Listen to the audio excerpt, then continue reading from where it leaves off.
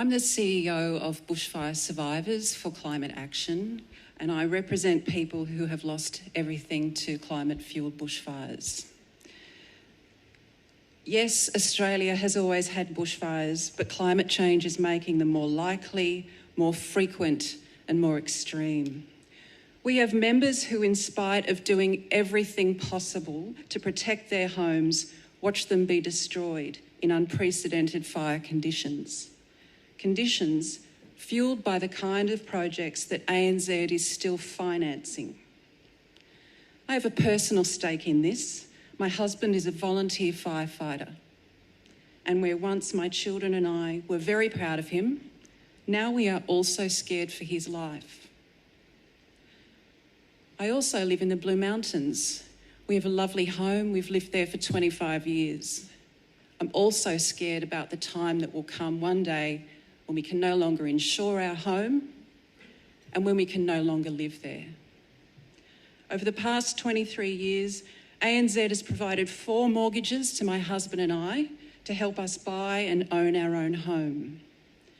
I'm here today to find out if ANZ wants to be a bank that helps Australians own homes or the bank that fuels the climate disasters that are costing Australians their homes. Last month, one of our shareholders filed a claim in the federal court over concerns that our bank is not properly managing the twin risks of climate change and biodiversity loss.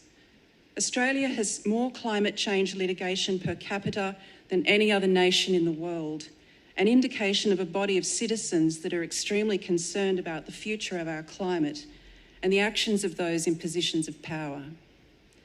Among the Big Four, ANZ has been the largest financier of fossil fuels and fossil fuel expansion since the Paris Agreement.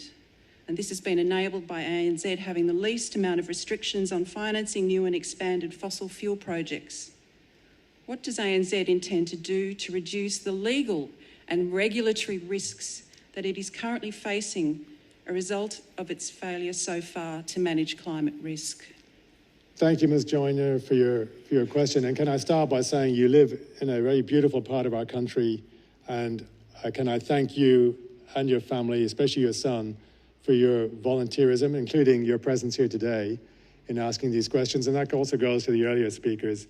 You know, it's important on this really critical topic that we hear the variety of opinions and voices, and that we're willing to have a constructive dialogue on that.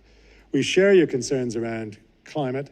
I mean, that's precisely why we have the policies we put in place. We were the first bank in Australia to sign up to the Net Zero Banking Alliance. We've been the first to make these sort of disclosures. We set a target of providing $50 billion in funding for renewables and sustainability initiatives, which we exceeded. That was a target to 2025. We exceeded it last year. We've added another target of $100 billion for sustainability initiatives and renewables. We share your view that to protect the planet, we need to make a rapid and well-managed transition away from fossil fuels. But as I've said earlier, we believe responsible lenders like us, who can exert pressure on companies and hold them to account, are better at providing that finance than simply walking away.